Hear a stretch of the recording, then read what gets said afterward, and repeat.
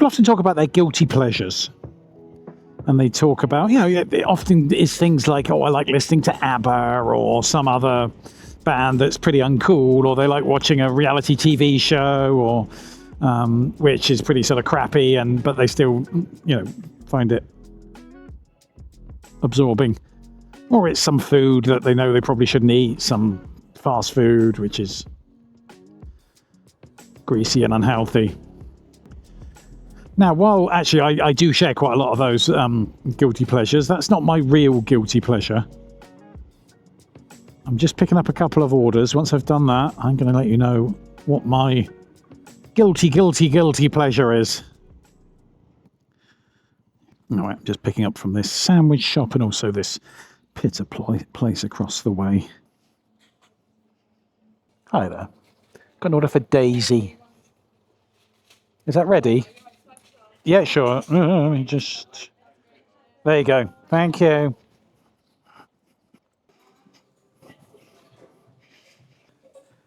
You good one. Thank you. Yeah, thank you. All right, let's go. Ooh, yeah, that's not good weather, is it? Let's go drop this one off, this first one. I've got 3 to drop off. I think we're relatively close there. All right, it's just down this road. Very, very quick. I am not enjoying this one little bit. I think that'd be if we just stop here. Be easier. Oh, there you go. Oh, I was just phoning you. That's okay. Is that everything? I don't need anything from you. Cheers. All right. I'm going to get on to what my guilty pleasure is, but I've just got to knock off these orders just because they're so close to each other. This one's another 2 minutes, just over half a mile. Summer in Sheffield. It's an absolute beauty.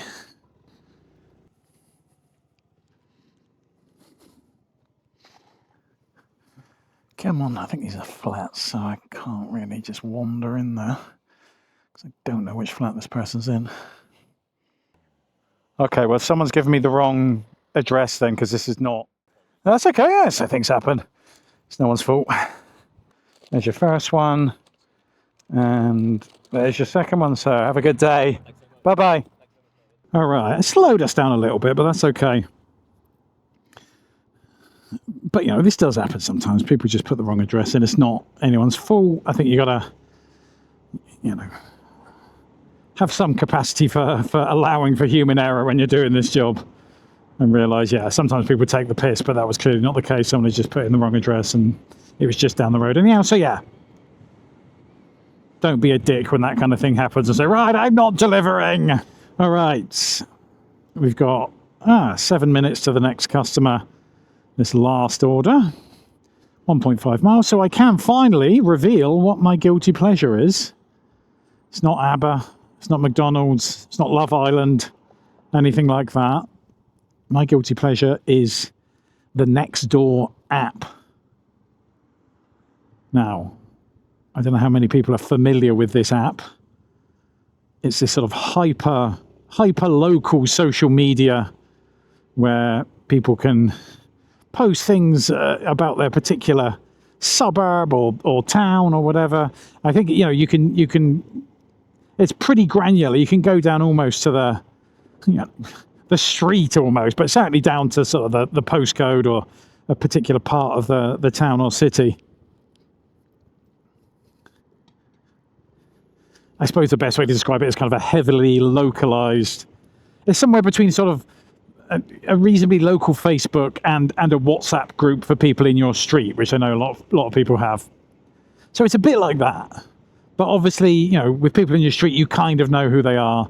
This is, largely sort of random people, but some people you think, oh, I know that person. And the thing about Nextdoor is that it's fucking unhinged. And I love it. I love the absolute insanity of it. The insanity and craziness of the stuff people post on there.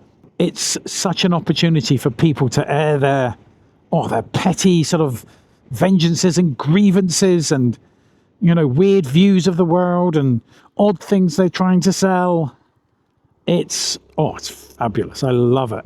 and I'm always kind of hooked in by the email they send me. I had to delete the app because I think I was spending a bit too much time reading through things on there. But I still get the emails, and the emails always just hook me in. I'm never swayed by sort of Instagram or Facebook or whatever emails where it's like, oh, someone shared a picture, and I'm like, I don't give a shit. But when a next door email comes through and it's got that tantalizing, just sort of broken off sentence, and it's Sharon from Gleedless hates this builder or something. It's like, oh, I'm in for that. I'm down for that. I want to see what's going on there. And I'll be straight into the app and then get sucked in, and I'll be there for 20, 25 minutes following the drama of Sharon's guttering, which has been done very, very poorly, and then she posts about never, no one should ever hire this builder ever again. And then even better, when the builder themselves then kind of come into the chat. It's a bit like one of those Netflix documentaries, those ones, I Am a Killer or whatever, where they first, give the one side of the person who did the murder. And you think, oh my God, that person is, this is a terrible miscarriage of justice. And then you get the other side from the victim or the, relatives or whatever, and it's like, oh my God, this person is a monster. It's just like that on Nextdoor Crooks. You first get the, look at this shoddy work this person has done. You're like, my God, this builder is a disgrace to the local neighborhood. And then the builder weighs in. It's like, yeah, except this person changed their mind 7 times, refused to pay me, stiff me on the deposit, all kinds of stuff. I love it. I love these little dramas. Fantastic. So yeah, I think that's one of the, I do love a good local workman dissing. Well, I've got another order after this. Just drop this order off, and then I'm going to count the other ways that I absolutely adore the Nextdoor app.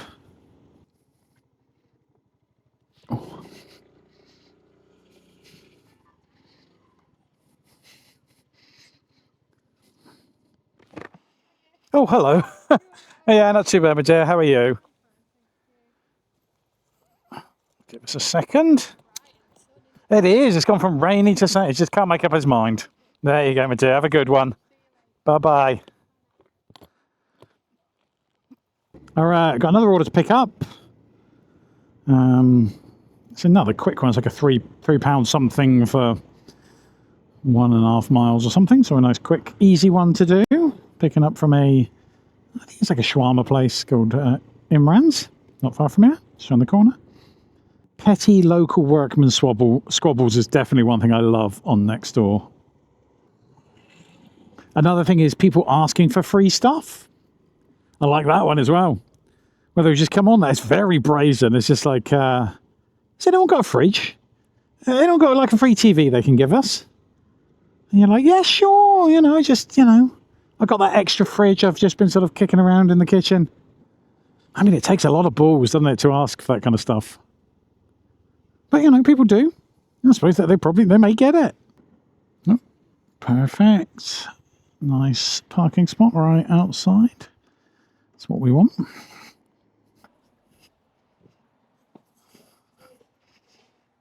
Oh, sorry, buddy. Hi there. Got an order for Mars B. Thank you so much. Cheers. So, let me count the other ways I love the Nextdoor app. Grainy Ring doorbell footage as well. An absolute classic on Nextdoor. Sometimes possibly justified when they think someone's been, trying to steal stuff from their front garden or nick their wheelie bins or whatever. Try to get in their car.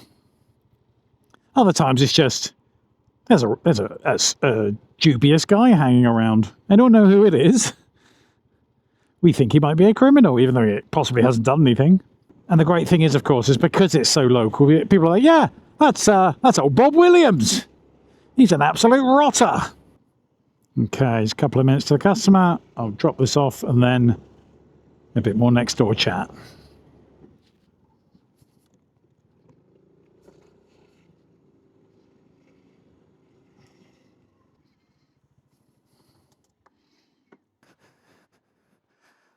All right, buddy. Not too bad, so there you go. Have a good one. All right, I got another order in from Waitrose. It's paying about £5, I think, for about 3-something miles. So it's an okay order. Another thing I really love about the Nextdoor app is, well, firstly, it seems to operate as a sort of an unofficial police scanner as well. People are endlessly asking, why are there police at the end of my road? Or why are there police on this road? Have you heard the helicopter above? Is there something going on there? Why can't we go through this road because the police are there?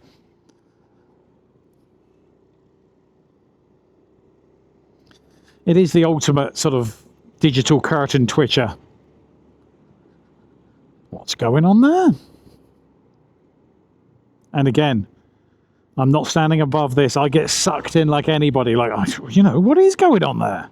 I love it. Another thing they love talking about on Nextdoor, fireworks. Actually, no. To be more precise, they love talking about how much they hate fireworks. It feels like a good 20% of posts in there are, why are people setting off fireworks on March the 23rd? And why are people setting off fireworks on February the 15th? And why are people setting off fireworks on July the 18th? And, you know, despite the answer is always, it's someone's birthday. Or it's possibly a religious ceremony you don't know anything about. Or it's a wedding. It's always the answer. Let's hope this order's not too big.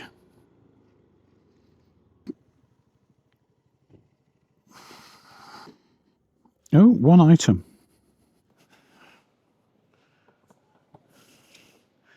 I got an order for Dan R. It's just one, I think. Thank you, sir. So what else you got on the Nextdoor app? I also enjoy people who sort of seem to fundamentally misunderstand the purpose of the app and think it's a chance for them to share their sort of philosophy or cat poster sayings with the world. And of course, as you might imagine, given, you know, the divided nature of the nation at the moment, there's a huge amount of squabbling about, you know, immigration and Labour versus Reform, and it all gets very, very nasty and petty and unpleasant. And I'm down for it. I love it. I don't get involved. I just like to witness the endless back and forth. And these sort of political discussions often lead to my absolute favourite thing on Nextdoor app, and that is the flouncing exit. This is where someone has decided, that's it, I am not using this app anymore.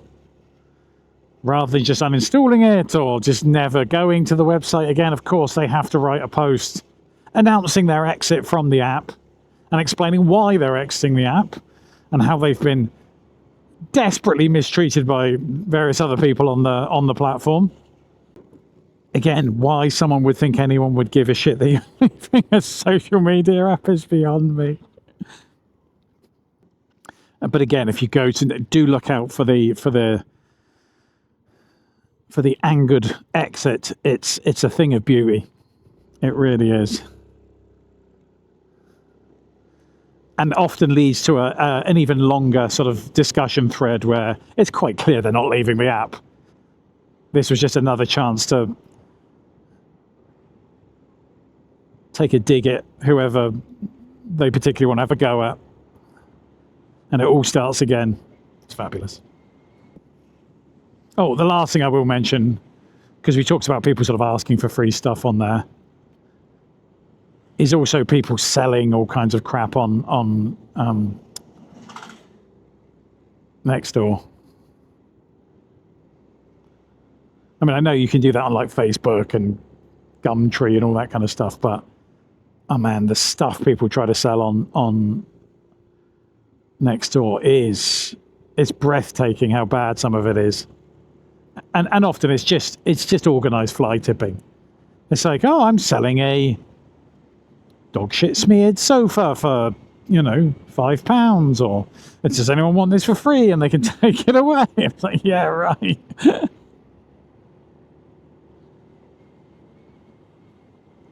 Here's a table with 3 legs.